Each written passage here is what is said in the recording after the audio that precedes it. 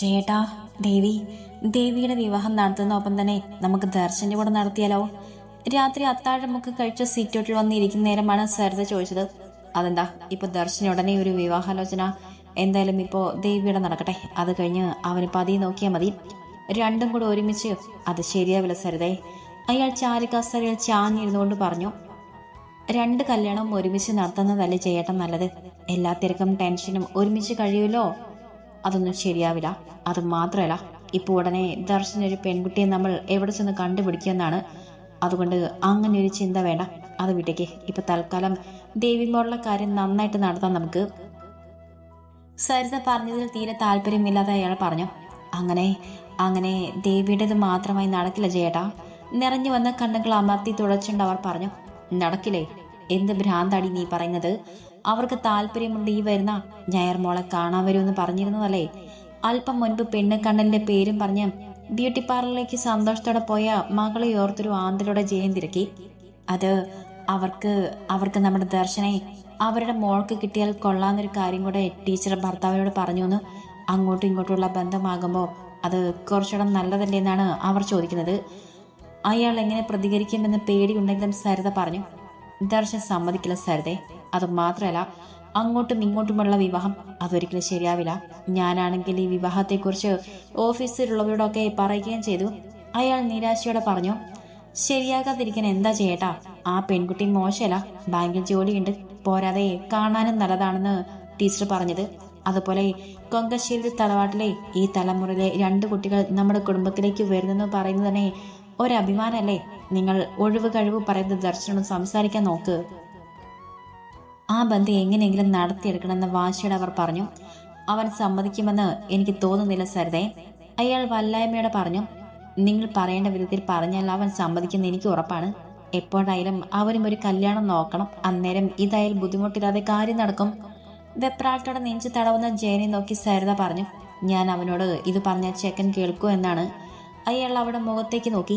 കേൾക്കും, നിങ്ങൾ പറയേ. ഇല്ലെങ്കിൽ ദേവി അവളുടെ എന്താ നമ്മൾ പറയുക? അവരും തെല്ലൊരു പരവേശത്തോടെ പറഞ്ഞു. പറയാലേ, അവൻ കേൾക്കുമായിരിക്കും. സ്വയം എന്നോണം പറഞ്ഞുകൊണ്ട് അയാൾ വീണ്ടും കസാരയിലേക്ക് ചാഞ്ഞിരുന്നു. വിച്ചേട്ടാ. മുറിക്കുള്ളിൽ കരുതും പിന്നിൽ നിന്നും പുണർന്ന് ആ തലമുടിയിൽ മുഖം പൂഴ്ത്തിയ വിച്ചിന്റെ കൈകൾ അമ്മൂട്ടിയുടെ വയറിൽ മുറുകവേ ഒരു പിടയിലൂടെ അവൾ വിളിച്ചുപോയി. ഇങ്ങനെയൊന്നും വിളിക്കല്ലേ അമ്മൂട്ടി ചേച്ചി. നിന്റെ വിച്ചേട്ടന് ഇനി പിടിച്ചു നിൽക്കാനൊന്നും പറ്റില്ല വേണേ. തലമുടി ഒരു കൈയാൽ വകഞ്ഞു മാറ്റി ആ കഴുത്തിൽ മുഖം മുരസിക്കൊണ്ട് വിച്ചൻ പറഞ്ഞു. വിച്ചേട്ടാ പിന്നെ?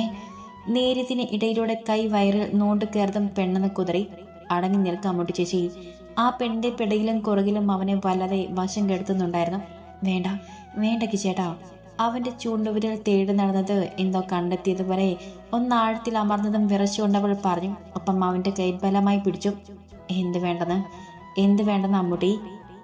ഒറ്റക്കറക്കലിൽ അവളെ തിരിച്ചു നിർത്തി നെഞ്ചിലേക്ക് പെണ്ണെ ചേർത്ത് പിടിച്ചുകൊണ്ട് അവൻ തിരക്കി. അവൾ പിടിച്ചിലൊടൊന്നും പറയാനാവാതെ അവന്റെ നെഞ്ചിൽ മുഖം പൂഴ്ത്തി. ഇങ്ങനെ ഒളിച്ചു കളിച്ചാലൊന്നും നടക്കില്ലല്ലോ എന്റെ അമ്മൂട്ടി. വിച്ചൻ അവളുടെ കാതിൽ അമർത്തി മുത്തിക്കൊണ്ട് പറഞ്ഞു. ചുമലന്ന് വെട്ടിച്ചുകൊണ്ട് അമ്മൂട്ടി മെല്ലെ മുഖമുയർത്തി അവനിന്ന് നോക്കി. നേരത്തെ ചുവപ്പ് പടർന്ന് കണ്ണും മുഖവും നെറ്റിലെ ഞരമ്പ് പിടയുന്നതുമൊക്കെ കാണി അവനെ കൂടുതൽ നോക്കാനാവാതെ തളർച്ചയുടെ അമ്മൂട്ടി മുഖം കുഴിച്ചു. ഇവിടെ വിച്ചേട്ട നോക്കമ്മൂട്ടി പറഞ്ഞുകൊണ്ട് അവൻ അവളുടെ താടിയിൽ പിടിച്ച് ആ മുഖം ഉയർത്തി. വിച്ചേട്ടാ. അതേ വിറയിലൂടെ പെണ്ണ് വിളിച്ചതും ആ ചുണ്ടിൽ ചുണ്ടു ചേർത്ത് നുണങ്ങി തുടങ്ങി വിച്ചൻ. ഇരു കൈകൊണ്ടും അവനെ ചുറ്റിപ്പിടിച്ച് അമ്മൂട്ടി. ഇനി നിന്റെ വിച്ചേട്ടനെ പിടിച്ചു നിൽക്കാൻ പറ്റില്ലല്ലോ അമ്മൂട്ടി. അവൾ ഉയർത്തിയെടുത്തുകൊണ്ട് ചെന്ന് ബെഡിലേക്ക് കിടത്തി. നേരിത് വലിച്ചഴിച്ച് കളഞ്ഞിട്ട് അവളുടെ മേലേക്ക് അമർന്നുകൊണ്ട് വിച്ചൻ പറഞ്ഞു. അവന്റെ കൈകൾ അവളെ ഉയർച്ച താഴ്ചകളെന്ന് അമർന്ന് നീങ്ങി. ചുണ്ടുകൾ ആ ചുണ്ടുകളെ പുൽകി വിട്ടു. മെല്ലെ ചുണ്ടുകൾ കഴുത്തിൽ അലയവേ കൈകൾ അവനേറെ മോഹിച്ച മൃദുലതയിൽ അമർന്നു. ആദ്യമായി അറിയുന്നൊരാനുഭൂതിയിൽ പെണ്ണിന്റെ മിഴികൾ കൂമ്പി അടഞ്ഞുപോയി. അമ്മൂട്ടിയെ ചുറ്റിപ്പിടിച്ച ആ നെറുകിൽ 1000 മുത്തം കൊണ്ട് നിറയ്ക്കുമ്പോൾ ഇരുവരുടെയും കണ്ണുകൾ നിറഞ്ഞിരുന്നത് സന്തോഷം കൊണ്ടായിരുന്നു. ഒരുപാട് ആഗ്രഹിച്ച് കാത്തിരുന്ന മനസ്സുകൊണ്ടും ശരീരം കൊണ്ടും എല്ലാ അർത്ഥത്തിലും ഒന്നായി തീർന്ന സന്തോഷം ചെറുതായിരുന്നില്ല ഇരുവരിലും. അമ്മൂട്ടി ചേച്ചി വല്ലാത്തൊരു ഇഷ്ടത്തോടെ വിളിച്ചുകൊണ്ട് വിച്ചൻ അവളുടെ കണ്ണുകളിൽ അമർത്തി മുത്തി. നാണം പൊതിഞ്ഞൊരു നേരത്തെ മുടലായിരുന്നു അമ്മൂട്ടിയുടെ മറുപടി. വേദനിച്ചെന്ന് വിച്ചേട്ടനറിയാം. അതുകൊണ്ട് ആ ചോദ്യം ചോദിക്കുന്നില്ല. പക്ഷെ വിച്ചേട്ടന്റെ അമ്മൂട്ടി ചേച്ചിക്ക് സന്തോഷമാണോ? അവളെ നെഞ്ചിലേക്ക് പൊക്കിയെടുത്ത് കിടത്തിക്കൊണ്ട് വിച്ചൻ മെല്ലെ ചോദിച്ചു. ഒത്തിരി ഒത്തിരി സന്തോഷമാണ് എനിക്കെൻ്റെ വിച്ചേട്ടൻ്റെ ഒപ്പം. അവന്റെ നെഞ്ചിൽ മെല്ലെ എന്ന് മുത്തിക്കൊണ്ടാണ് അവൾ പറഞ്ഞത്. അമ്മൂട്ടി ചേച്ചി. വിച്ചൻ അവളെന്ന് ചുറ്റി വരഞ്ഞുകൊണ്ട് വിളിച്ചു. എന്താ വിച്ചേട്ടാ? നഗ്നമായ ദേഹം അവന്റെ നെഞ്ചിലൊന്ന് ഞെരിഞ്ഞമർന്നതും പെണ്ണൊന്നും കുറുകിക്കൊണ്ട് ചോദിച്ചു. കൊതിയാവുന്നു. അവളെ ബെഡിലേക്ക് ചായച്ച് കിടത്തിക്കൊണ്ട് പറഞ്ഞു വിച്ചൻ. ഇനിയോ? കണ്ണും വീഴ്ചകൊണ്ട് പെണ്ണ് അവനൊന്ന് നോക്കി. ഇനിയൊന്നും പറയാനും കേൾക്കാനും ഇല്ലാത്ത പോലെ നേർമയിൽ മൂളിക്കൊണ്ടവൻ അവളിലേക്ക് ആഴത്തിലമർന്നു. ദർശ, നീ ഇപ്പോ മുറിയിലേക്ക് പോകരുത്. എനിക്ക് നിന്നോടല്പം സംസാരിക്കാനുണ്ട്. അത്താഴം കഴിച്ച് എഴുന്നേറ്റ് കൈ കഴുകാനായി പോയ ദർശനോട് ജയൻ പറഞ്ഞു. എന്താണ് കാര്യമെന്ന് ചോദിക്കാൻ തുനിഞ്ഞെങ്കിലും അയാളുടെ മുഖത്തെ കടുപ്പം കാണി അത് വേണ്ടെന്ന് വെച്ച് കൈ കഴുകി സീറ്റ് ഔട്ടിലേക്ക് നടന്നു ദർശനം. വെറുതെ മുറ്റത്തുകൂടെ ഉലാത്തുമ്പോൾ എന്ത് ഉടായിപ്പാണെന്ന് മനസ്സിലായെങ്കിലും അതെന്തെന്നറിയാതെ ഒരു സമാധാനം ഉണ്ടായില്ലെന്ന് തോന്നി അവനും. അയാൾ ഇറങ്ങി മുറ്റത്ത് വന്നത് കാണി അടുത്തേക്ക് വന്നു ദർശൻ. അച്ഛൻ എന്താ ഇങ്ങനെ മിണ്ടാതെ നിൽക്കുന്നത്? എന്നോട് പറയാനുള്ളത് എന്തായാലും പറഞ്ഞൂടെ? ജയൻ മുറ്റത്തേക്ക് ഇറങ്ങി വന്നിട്ടും കുറച്ചേറെ നേരെ ഒന്നും മിണ്ടാതെ ദർശനെ നോക്കി നിൽക്കിയ സഹിക്കിട്ട് അവൻ തന്നെ ചോദിച്ചു. ദർശ, അച്ഛൻ പറയുന്ന കാര്യങ്ങൾ നീ വ്യക്തമായി കേട്ടതിന് ശേഷം ആലോചിച്ച് വേണം ഒരു മറുപടി തരാൻ. അല്ലാതെ നീ ഒന്നും ആലോചിക്കാതെ എടുത്തു ചാടി മറുപടി പറയരുത്. അവന്റെ മുഖത്തേക്ക് നോക്കി പറഞ്ഞു അയാൾ. അച്ഛൻ ആദ്യം കാര്യം എന്താണെന്ന് പറയേ. എന്തോ പ്രശ്നമുണ്ടെന്നും അത് തന്നെ കൊണ്ട് വേണം പരിഹരിക്കപ്പെടാൻ എന്നും മനസ്സിലാക്കിക്കൊണ്ട് തന്നെ ദർശൻ അയാളോട് പറഞ്ഞു. മോനെ, നിനക്കൊരു വിവാഹാലോചന വന്നിട്ടുണ്ട്. പെൺകുട്ടി ബാങ്ക് ഉദ്യോഗസ്ഥയാണ്. പേര് കേട്ട വലിയ കുടുംബത്തിൽ നിന്നുമാണ് ആലോചന. ജയൻ ഒറ്റ ശ്വാസത്തിൽ പറഞ്ഞു. എനിക്ക് വലിയ കുടുംബത്തിൽ നിന്നും ഒരു പെൺകുട്ടിയെ വേണ്ട. പിന്നെ ബാങ്ക് ഉദ്യോഗസ്ഥ അത് വേണ്ടേ വേണ്ട. എനിക്ക് എന്റെ പ്രൊഫഷനിലുള്ളൊരു പെൺകുട്ടിയെ മതി. അതും ഒരു സാധാരണ കുടുംബത്തിൽ നിന്നും. പറയുമ്പോൾ ഉള്ളിൽ ഒരു ചട്ടമ്പിയുടെ പിണക്കക്കാരിയുടെ മുഖം തെളിഞ്ഞതും ചുണ്ടിൽ വിരിഞ്ഞൊരു കുഞ്ഞു ചീരയുടെ ദർശൻ പറഞ്ഞു. ദർശ, ഞാൻ കളിക്ക് പറഞ്ഞതല്ല. നീ നല്ലോണം ഒന്ന് ആലോചിക്കുക. അവർക്ക് നിന്റെ കാര്യത്തിൽ നല്ല താല്പര്യമുണ്ട്. ദർശൻ താല്പര്യമില്ലായ്മ കാണാൻ നെഞ്ചിടിപ്പോടെ അയാൾ വീണ്ടും പറഞ്ഞു. അച്ഛന് വേറെ ജോലിയൊന്നുമില്ലേ? എനിക്കിപ്പോൾ ഒരു ആലോചന വേണ്ട. ഞാനൊരു 30 വയസ്സാവാതെ പെണ്ണ് കെട്ടുന്ന കാര്യം എന്നോട് പറയണ്ട. ഇനി കെട്ടിയാലും കുട്ടി ഞാൻ ചൂണ്ടിക്കാണിച്ചു തരും. ചുണ്ടിൽ വിരിഞ്ഞ ചിരി മായാതെ തന്നെ പറഞ്ഞു ദർശൻ. ദർശ മോനെ, പെൺകുട്ടി സായിറാമിന്റെ സഹോദരിയാണ്. അവർക്ക് അവരുടെ മോനെ ഇങ്ങോട്ട് തരുമ്പോൾ നിന്നെ അങ്ങോട്ട് കൊടുത്താലോ എന്നൊരാലോചനയുണ്ട്. ജയൻ മടിച്ചു പറഞ്ഞു. ഓ, സത്യം പറയട്ടെ, ഇപ്പോഴാണ് എനിക്ക് ആശ്വാസമായത്. കല്യാണ ആലോചന, നല്ല പേര് കേട്ട കുടുംബം, പെൺകുട്ടി ബാങ്ക് ഉദ്യോഗസ്ഥ എന്നൊക്കെ അച്ഛൻ പറഞ്ഞപ്പോൾ ഞാനാകെ ഞെട്ടി. ഇനി എന്റെ അച്ഛൻ നന്നായി പോയോ എന്ന് ഓർത്ത് പുച്ഛത്തോടെ ചിരിച്ചുണ്ട് അയാളുടെ മുന്നിൽ നിന്ന് തലയാട്ടി പറഞ്ഞു ദർശൻ. നീ എന്തടാ അച്ഛനെ കളിയാക്കുകയാണോ? നിന്റെ നല്ലതിനല്ലേ അച്ഛൻ പറഞ്ഞത്? ആ പെൺകുട്ടിയെ നീ കെട്ടിയാൽ നിന്റെ അനിയത്തിക്കും നിനക്കും നല്ല ജീവിതം കിട്ടില്ലേ? പണ്ടേ അവർ വലിയ തറവാട്ടുകാരാണ്. ഇപ്പോ അവരിങ്ങനെ ഒരു ഓഫർ വെച്ചത് പോലും നമ്മുടെ ഭാഗ്യാണ്. അതുകൊണ്ട് ഒരുപാടൊന്നും ആലോചിച്ച് സമയം കളാതെ അതങ്ങ് സമ്മതിച്ചേക്ക്. അവരുടെ വർത്തമാനം ശ്രദ്ധിച്ച സീറ്റൗട്ടിൽ നിന്ന് സരിത മുറ്റത്തേക്ക് ഇറങ്ങി വന്ന് പറഞ്ഞു. പിന്നെ ഞാൻ കളിയാക്കി ചിരിക്കാതെ, ഇന്ന് വരെ എനിക്ക് നല്ലത് എന്തെങ്കിലും നിങ്ങൾ രണ്ടാളും ചെയ്തിട്ടുണ്ടോ? ഞാൻ മെഡിസിന് പോകണമെന്നും പറഞ്ഞപ്പോൾ അത് വേണ്ടെന്ന് കട്ടായും പറഞ്ഞവരാണ് നിങ്ങൾ രണ്ടാളും. അന്ന് അച്ചാച്ചൻ എന്റെ കൂടെ നിന്നതുകൊണ്ടാണ് ഇന്ന് ഡോക്ടർ ദർശൻ എന്ന അഭിമാനത്തോടെ നിങ്ങൾ പറയുന്നത്. പിന്നെ കല്യാണക്കാര്യം ഇപ്പോൾ നിങ്ങൾ പറഞ്ഞത് ദേവിക്ക് വേണ്ടിയാണ്. അവളെ മാത്രമേ നിങ്ങൾ രണ്ടാളും കണ്ടിട്ടുള്ളൂ, സ്നേഹിച്ചിട്ടുള്ളൂ. എനിക്കത് നല്ലോണം മനസ്സിലായിട്ടുണ്ട്. പിന്നെ എന്നെ അങ്ങോട്ട് നല്ല വിലക്ക് വിറ്റിട്ട് IAS കാരനെ മരുമകനാക്കാം എന്ന് സരിത ടീച്ചറും ഭർത്താവും വിചാരിക്കണ്ട. അങ്ങനെ കിട്ടുന്ന ആ ഭാഗ്യവും എനിക്ക് വേണ്ട. ഇനി ഞാനൊരു വിവാഹം കഴിക്കുന്നെങ്കിൽ അതെന്റെ ഇഷ്ടത്തിനായിരിക്കും. അല്ലാതെ നിങ്ങളുടെ ഇമാതിരി ഉടായ്പ പരിപാടിയുമായിട്ട് എന്റെ അടുത്തേക്ക് വരരുത്. പലപ്പോഴും ഉള്ളിൽ ഉയർന്ന ചോദ്യവും മനസ്സിലെ സങ്കടവും അവർക്ക് മുന്നിൽ കുടഞ്ഞിട്ടതിന്റെ ആശ്വാസത്തിൽ ദർശൻ വീടിനകത്തേക്ക് നടക്കാൻ തുടങ്ങി. അവിടെ നിൽക്കടാ, നീ എന്താ പറഞ്ഞേ? നിന്റെ അച്ചാച്ചനുള്ളത് കൊണ്ട് നീ ഡോക്ടറായിരുന്നോ? ഞങ്ങൾ നിനക്കൊന്നും നല്ലതൊന്നും ചെയ്തിട്ടില്ലെന്നോ? വീടിനുള്ളിലേക്ക് കയറാൻ പോയ ദർശന ഷർട്ടിന്റെ പിൻഭാഗത്ത് ബലമായി പിടിച്ചു നിർത്തിക്കൊണ്ട് അലർച്ചയുടെ സരിത ചോദിച്ചു. എന്തേ? ഞാൻ സത്യം പറഞ്ഞപ്പോ നിങ്ങൾക്ക് നോക്കുന്നുണ്ടോ? ശരിക്കും ഒന്ന് ആലോചിച്ചാൽ മനസ്സിലാക്കും ഞാൻ പറഞ്ഞത് ശരിയാണോ തെറ്റാണോ എന്ന്. അവരുടെ കൈ തട്ടി മാറ്റി ദേഷ്യത്തോടെ തന്നെ പറഞ്ഞു അവൻ. അങ്ങനെയാണെങ്കിൽ നീ പിന്നെ എന്തിനാണ് ഞങ്ങൾ കഷ്ടപ്പെട്ടുണ്ടാക്കിയ വീട്ടിൽ കയറി താമസിക്കുന്നത്? അത് നിന്റെ അച്ചാച്ചനോട് ഉണ്ടാക്കി തരാൻ പറഞ്ഞാൽ മതി. സ്നേഹമില്ലാത്ത ഞങ്ങളുടെ കൂടെയുള്ള നിന്റെ അടുത്ത് പൊറി. കടുത്ത ദേഷ്യത്തിൽ എന്താണ് പറയുന്നതെന്ന് ഓർക്കാതെ, നാളെ ഈ പറഞ്ഞു പോയ വാക്കുകൾ ഓർത്ത് ഒരുപാട് വേദനിക്കേണ്ടി വരുമെന്ന് ആലോചിക്കാതെ അവർ വിളിച്ചുപോയി. പൊയ്ക്കോളാം, ഇപ്പൊ തന്നെ പൊയ്ക്കോളാം. എന്തെങ്കിലും ഇത് ഇങ്ങനെ തന്നെ സംഭവിക്കുമെന്ന് ഞാൻ പ്രതീക്ഷിച്ചിരുന്നു. ഇനി നിന്ന് ആരെയും ബുദ്ധിമുട്ടിക്കുന്നില്ല. എങ്കിലും ഒന്ന് ചോദിച്ചോട്ടെ അമ്മ, ദേവിയെ പോലെ എന്നെയും അമ്മ പ്രസവിച്ചു തന്നെയല്ലേ? വേദനയോടെ ചോദിച്ചുകൊണ്ട് നനവുറിയ കണ്ണുകൾ അവർ കാണാതിരിക്കാൻ വീടിനുള്ളിലേക്ക് ഓടിക്കയറിപ്പോയി ദർശൻ. നീ എന്തൊക്കെ ഭ്രാന്താണ് സരിത അവനോട് പറഞ്ഞത്? എന്തൊക്കെ പറഞ്ഞാലും അവൻ നമ്മുടെ കുഞ്ഞാണ്. ഇറങ്ങിപ്പോകാൻ പറഞ്ഞതുപോലെയല്ലേ നീ സംസാരിച്ചത്? അവരെ ദേഷ്യത്തോടെ നോക്കി ചോദിച്ചു ജയൻ.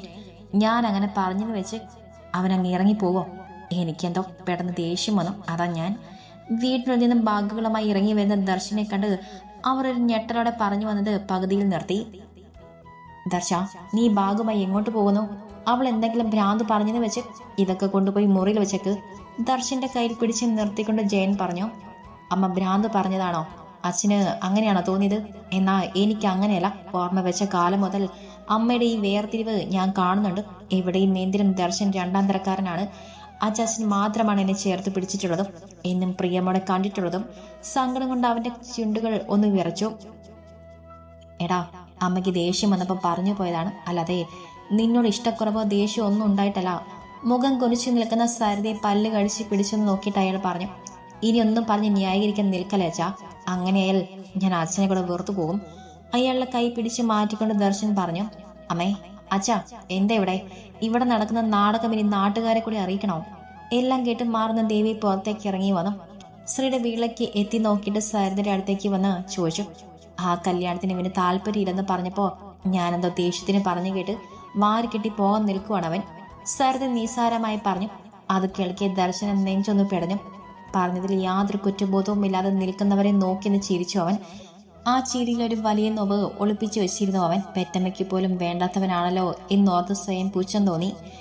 ഏട്ടൻ ആ പെണ്ണെ കെട്ടിയാൽ എന്റെ കല്യാണം ഒരു തടസ്സമില്ലാതെ നടക്കും. നമുക്ക് രണ്ടാൾക്കും നല്ലൊരു ജീവിതം കിട്ടും. അതുപോലെ നല്ല പേര് കേട്ട ഫാമിലി. ഏട്ടൻ നല്ലോണമെന്ന് ആലോചിച്ച് നോക്ക്. വെറുതെ അമ്മയുടെ വഴക്കിട്ട് ഇറങ്ങിപ്പോയാൽ നമ്മൾ രണ്ടാൾക്കും നല്ലതല്ല. അവരറിഞ്ഞാൽ എന്താ പറയുക? പ്ലീസ് ഏട്ടാ, ഒന്ന് ആലോചിച്ച് നോക്ക്. ദർശന മുഖത്തും കണ്ണുകളിലും തിരിഞ്ഞ വേദനയോ സങ്കടമോ കാണാത്ത മട്ടിൽ ദേവി പറഞ്ഞു. നിന്റെ തീരുമാനം കൊള്ളാം, എനിക്കിഷ്ടമായി. നീ പിറന്ന അന്ന് മുതൽ പൊന്നുപോലെ നിന്നെ കൊണ്ടു നടന്നതാണ് ഞാൻ. നിനക്ക് എന്റെ സ്നേഹമോ കരുതലോ വേണ്ടെന്ന് വ്യക്തമായി മനസ്സിലാക്കിയിട്ടും നിന്റെ പിന്നാലെ ഒരു പട്ടിയെ പോലെ ഞാൻ നടന്നിട്ടുണ്ട് ദേവി. അത് നിന്നോട് എനിക്ക് അത്ര സ്നേഹമായതുകൊണ്ടാണ്. നീ ആ വലിയ കുടുംബത്തിലെ കളക്ടറെ കിട്ടുന്നതിലോ ഇവർ രണ്ടാളും ഉണ്ടാക്കി വെച്ചതും കുടുംബത്തിൽ നിന്ന് കിട്ടിയതുമൊക്കെ നിനക്ക് തരുന്നതിലോ എനിക്ക് യാതൊരു എതിർപ്പുമില്ല. ഇല്ലെന്നും മാത്രമല്ല, എനിക്കൊന്നും വേണ്ടതാനും. പക്ഷെ ആ പയ്യനെ കേട്ടാൻ എന്നെ അങ്ങോട്ട് തൂക്കി വിൽക്കാമെന്നുള്ള സ്വപ്നം വേണ്ട. അത് നടക്കില്ല. ദേവിയുടെ കണ്ണുകളിലേക്ക് നോക്കി പറഞ്ഞിട്ട് ബാഗുകളും എടുത്ത് പിടിച്ചുകൊണ്ട് കാറിനടുത്തേക്ക് നടന്നു ദർശൻ. ദർശ, മോനെ. കണ്ണു കലങ്ങി ചുവന്ന മുഖത്തോടെയുള്ള ആ പോക്ക് നോക്കി നിൽക്കാൻ നീർന്ന മനസ്സോടെ ജയം വിളിച്ചു. പിന്നാലെ വിളിക്കരുതച്ചാ. ഇപ്പോഴും എന്നോട് കാണിച്ച വേർതിരിവ് എന്താണെന്ന് നിങ്ങൾ മൂന്നാൾക്കും മനസ്സിലായിട്ടില്ല. ഇനി ഒരിക്കലും അത് മനസ്സിലാവുക എന്നൊരു പ്രതീക്ഷയും എനിക്കില്ല. ഒരിക്കൽ കൂടെ ഇറങ്ങിപ്പോകാൻ പറയും മുൻപ് ദർശൻ ഇറങ്ങുവാണ്. ബാഗുകൾ കാറിനുള്ളിലേക്ക് വെച്ചിട്ട് തിരിഞ്ഞെന്ന് അയാളോട് പറഞ്ഞ ശേഷം അമ്മയും അനിയത്തെയും ഒരിക്കൽ കൂടെ ഒന്ന് തിരിഞ്ഞു നോക്കാതെ കാർ ഓടിച്ചു പോയി ദർശൻ. അമ്മയ്ക്കും മോൾക്കും സ്വന്തം കാര്യം മാത്രം നടന്നാൽ ആ ഇറങ്ങിപ്പോയവൻ നീ നൊന്ത് പ്രസവിച്ചു തന്നെയല്ലേ? അവൻ പറഞ്ഞത് സത്യമാണ്. എനിക്ക് പോലും തോന്നിയിട്ടുണ്ട് ദേവിയെയും അവനെയും നീ രണ്ട് തട്ടിലാണ് കാണുന്നതെന്ന്. ഇന്ന് ഈ വിവാഹക്കാര്യം പറഞ്ഞപ്പോഴേ ഞാൻ പറഞ്ഞതാണ് അവ സമ്മതിക്കില്ലെന്ന്. എല്ലാം എന്റെ മാത്രം പിടിപ്പുകേടാണ്. ഇന്ന് എന്റെ ചക്കനെ വീട്ടിൽ നിന്നും കണ്ണ് നിറച്ചിറങ്ങി പോകേണ്ടി വന്നല്ലോ ദൈവമേ. അമ്മയും മകളെയും ഒന്ന് നോക്കി ദേഷ്യത്തോടാ പറഞ്ഞിട്ട് അയാൾ കാറ്റുപോലെ വീടിനുള്ളിലേക്ക് കയറിപ്പോയി. ഇനിയിപ്പോ എന്ത് ചെയ്യും അമ്മ? ദർശേട്ടൻ ആ ചേച്ചിയെ കേട്ടതേ സായി ഏട്ടന്റെ വീട്ടുകാർ ഇനി വിവാഹത്തിന് സമ്മതിക്കോ? ദേവി സങ്കടത്തിൽ ചോദിച്ചേണ്ട അമ്മയെ നോക്കി. അവനെ സമ്മതിപ്പിക്കാനുള്ള വഴിയൊക്കെ എനിക്കറിയാം. ഇപ്പൊ നീ വന്ന് കിടക്കാൻ നോക്ക്. ദർശന്റെ കാർ പോയ വഴിയും നോക്കിയെന്ന് എന്തൊക്കെയോ മനസ്സിൽ തീരുമാനിച്ചുറപ്പിച്ച പോലെ പറഞ്ഞിട്ട് സരിത വീട്ടിലേക്ക് കയറി. പിന്നാലെ തെളിഞ്ഞൊരു പുഞ്ചിരിയോടെ ദേവിയും. ബീച്ചിലെ ഒഴിഞ്ഞ കോണിൽ കാർ ഒതുക്കിയിട്ട ദർശൻ സ്റ്റിയറിംഗിൽ മുഖം അമർത്തിക്കിടന്ന് വിങ്ങിപ്പൊട്ടി. ആകെ ഒറ്റപ്പെട്ടു പോയതുപോലെ തോന്നി അവനും. ഇത്രയും നാൾ അമ്മയും അച്ഛനും അറിയത്തെയും എന്നോർത്താണ് എല്ലാം വേർതിരിവ് സഹിച്ചിരുന്നത്. എന്നിട്ടും ഇപ്പൊ ജീവിതം പോലും വിലക്കിയെടുക്കാൻ ശ്രമിച്ച് വിട്ടുകൊടുക്കാൻ വയ്യ. അല്ലെങ്കിലും ഈ നെഞ്ചിൽ ഒരുത്തി കയറി കിട്ടിട്ട് വർഷം കുറിച്ചായില്ലേ. അവൾക്ക് തന്നെ ഇഷ്ടമല്ലെങ്കിലും അവളെ അല്ലാതെ വേറൊരാൾ ഈ നെഞ്ചിൽ ഇനി സ്ഥാനം ഉറപ്പിക്കില്ല. ഒരു ദീർഘവിശ്വാസത്തോടെ നിവർന്നിരുന്ന മുഖം വന്ന് അമർത്തി തുളച്ചിട്ട് സീറ്റിലേക്ക് ചാഞ്ഞിരുന്ന് കണ്ണു കടച്ചു ദർശൻ. അമ്മ ഇതുവരെ കിടന്നില്ലേ? എന്താ ഇവിടെ ഒന്ന് ഇങ്ങനെ ഇരിക്കുന്നത്? എന്തെങ്കിലും വയ്യക തോന്നുന്നുണ്ടോ അമ്മ? രാത്രി അമ്മലയ്ക്ക് വിശക്കുന്നെന്ന് പറഞ്ഞുകൊണ്ട് ഫ്രിഡ്ജിൽ നിന്നും ഫ്രൂട്ട്സ് എന്തെങ്കിലും എടുക്കാൻ ഇറങ്ങി വന്ന ഉണ്ണി ഹാളിലെ സെറ്റിൽ ചടഞ്ഞിരിക്കുന്ന ആശയെ കാണി അവർക്ക് അടുത്തേക്ക് വന്ന് ചോദിച്ചു. ഒന്നുമില്ലടാ. എന്തോ ഉറക്കം വന്നില്ല. നിറഞ്ഞിരുന്ന കണ്ണുകൾ അവൻ കാണാതിരിക്കാൻ മുഖം കുനിച്ചിരുന്നുകൊണ്ട് ആശ പറഞ്ഞു. അമ്മ ഉറങ്ങാതെയും കഴിക്കാതെയും ഇരുന്ന് വെറുതെ അസുഖങ്ങൾ വരുത്തി വെക്കരുത്. അവൻ അവർക്ക് അടുത്തേക്ക് ഇരുന്നുകൊണ്ട് പറഞ്ഞു. എനിക്ക് കുഴപ്പമൊന്നുമില്ലടാ. നീ എന്താ ഈ നേരത്തെ എഴുന്നേറ്റ് വന്നത്? അമലയ്ക്ക് വിശക്കുന്നെന്ന് അവൾക്ക് കഴിക്കാൻ ഫ്രിഡ്ജിൽ നിന്നും എന്തെങ്കിലും എടുക്കാൻ വന്നതാണ്. ഉണ്ണി മെല്ലെ പറഞ്ഞു. ആപ്പിൾ ഇരിപ്പുണ്ട്, എടുത്തു കൊടുക്ക്. ഈ സമയത്ത് ഇതൊക്കെ പതിവാണ്. അവർ നേരത്തെ ഒരു ചിരിയോടെ പറഞ്ഞു. ആശയുടെ ക്ഷീണിച്ച മുഖത്തേക്ക് നോക്കിയിരിക്കെ വിഷമം തോന്നിയെങ്കിലും അവരുടെ വാശി ഓർക്കെ ഒന്നും മിണ്ടാതെ എഴുന്നേറ്റ് പോയി ഉണ്ണി. അമ്മയ്ക്ക് വിശനെ കാണുന്നത് സങ്കടമാണോ? എങ്കിൽ അവൻ ഇങ്ങോട്ട് വിളിക്കുകയോ അമ്മയ്ക്ക് അങ്ങോട്ട് പോയി കാണുകയോ ചെയ്തൂടെ? ആപ്പിളും എടുത്ത് മുറിയിലേക്ക് പോകാൻ നേരം എത്ര വേണ്ടെന്ന് വെച്ചിട്ട് മുണ്ണി ചോദിച്ചു പോയി. ഞാൻ വിളിച്ചിട്ട് വേനോടാ അവന് വരാൻ? അവന് ഇന്നലെ കണ്ട ആ പെണ്ണിനെ കിട്ടിയപ്പോ പെറ്റ തള്ളെ വേണ്ടാതെയായി. സങ്കടം കൊണ്ട് വിറയ്ക്കുന്ന ചുണ്ടുകളോടെ അവർ പറഞ്ഞു. എന്റെ അമ്മ, അവന്റെ വാശി അമ്മയ്ക്ക് അറിയുന്നതല്ലേ? അമ്മൂട്ടി അവന് ജീവനാണ്. അപ്പൊ അമ്മ അവളെ വേദനിപ്പിച്ചാൽ അവന് സഹിക്കോ? അവരുടെ ആ ഇരിപ്പും വർത്തമാനവും കാണി ചിരി വന്നെങ്കിലും അത് അടക്കി പിടിച്ചിട്ടുണ്ട് അവൻ ചോദിച്ചു. അവന്റെ വാശിയും കെട്ടിപ്പിടിച്ച് അവൻ അവിടെ ഇരിക്കട്ടെ, എനിക്കാരെയും കാണണ്ട. കണ്ണും മൂക്കും ഒക്കെ തുടച്ചുണ്ട് അവർ പറഞ്ഞു. അമ്മയും മോനും ഒരുപോലെ വാശി കാണിച്ചിരിക്കുന്നിട്ട് ഞാനിനി എന്തു പറയാൻ? ഉണ്ണി മെല്ലെ തിരിഞ്ഞ മുറിയുടെ വാതിൽക്കൽ നിൽക്കുന്ന ആ ശ്രീകുമാരനെ നോക്കി കണ്ണ് ചിമ്മി പറഞ്ഞുകൊണ്ട് തന്റെ മുറിയിലേക്ക് കയറി വാതിലടച്ചു.